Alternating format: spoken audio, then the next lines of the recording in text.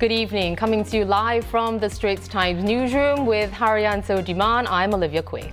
As at yesterday, August 5th, two-thirds or 67% of the population have been fully vaccinated against COVID-19 under the National Vaccination Program, and 78% have received at least one dose. And so by National Day on Monday, the task force expects that around 70% of the population would have completed both doses.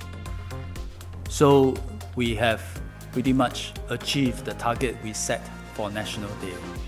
And in fact, based on this trajectory, we are confident that by National Day, we will have more than 70% of us receiving our full vaccination. And this actually makes us one of the most highly vaccinated countries in the world and puts us in a strong position to start our transition process to a COVID-resilient nation. 70% vaccination coverage is already very high by global standards, but every additional individual vaccinated would strengthen our collective resilience and may mean saving another life.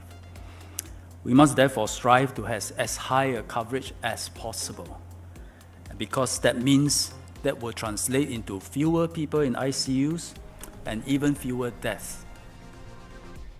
So based on Singapore's vaccination progress, restrictions will be relaxed in 2 stages from next Tuesday, August the 10th. Well, the details coming up in just a bit, but bear in mind that these will primarily apply to those fully vaccinated by the following shots. Of course, the Pfizer and Moderna vaccines approved by HSA, as well as the ones under the World Health Organization's emergency use listing, which are those produced by Sinovac, Sinopharm and AstraZeneca. Unvaccinated people with a negative pre-event test result or are recovered patients may enjoy these relaxed settings as well. So what are these relaxations? Well, the cap on social gatherings will be raised from August the 10th. And if these conditions remain stable, more easing is in store from August the 19th. From August 10th, fully vaccinated people can gather in groups of 5. The number of distinct visitors allowed per household per day will go up to 5 as well. However, unvaccinated people should remain in groups of 2. Regardless of your vaccination status, limit your social gatherings to no more than 2 a day. Fully vaccinated people will also be allowed to dine in at F&B establishments and take part in higher-risk mask-off activities in groups of 5. Unvaccinated children 12 years old and below may be included here if they're from the same household. But if you're going to eat at hawker centres and coffee shops, only 2 people will be allowed regardless of your vaccination status. We will extend a special concession for hawker centres and coffee shops because these venues provide convenient and affordable food services for many Singaporeans.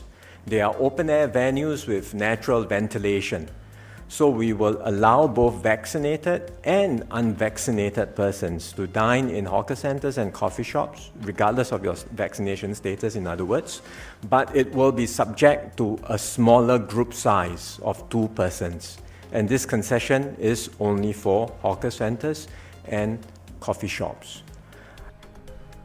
More people will be allowed at events as well if they're all fully vaccinated. The cap is 500 attendees for congregational and other worship services, cinemas, MICE events, live performances, as well as spectator sports events. Unmasking and singing or playing of wind instruments at live performances for vaccinated performers may also resume, subject to updated safe management measures.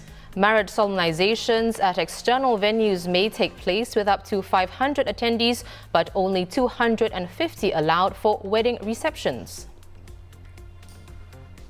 If the COVID-19 situation remains under control, more easing will be allowed from August 19th, which, if you recall, is the targeted end date of this Phase 2 heightened alert period.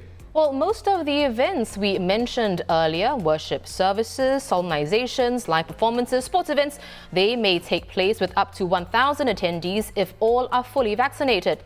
If not, only up to 50 will be allowed without pre-event testing. The operating capacity for attractions, cruises, museums and public libraries will be allowed at 50%.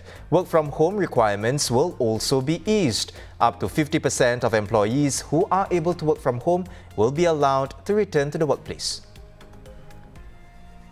Border controls will also be relaxed from August the 10th, with the Manpower Ministry resuming entry approvals for fully vaccinated work pass holders and their dependents with a travel history to higher risk places. Then from 11:59 p.m. August the 20th, all fully vaccinated travellers from these countries with high vaccination rates will be allowed to apply to serve the 14-day SHN at their own place of residence instead of dedicated facilities. Well, let's look further ahead. Under a new vaccinate or regular test regime, from October, frontline workers in certain high-risk sectors must be fully vaccinated or undergo a rapid test twice a week. The new regime will be introduced in 3 work settings. First, the healthcare and elder care sectors, as well as settings with children 12 years old and below.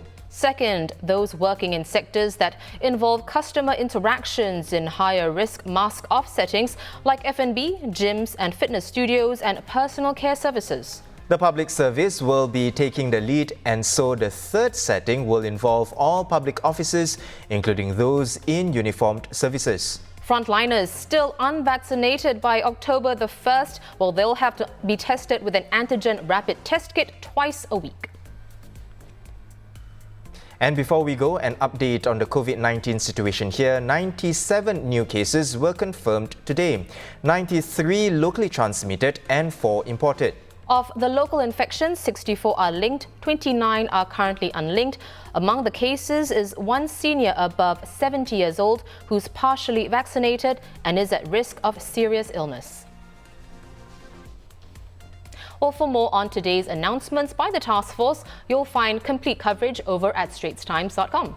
You can also watch the full press conference on the Straits Times' YouTube channel. Once again, I'm Haryanto Diman with Olivia Quay.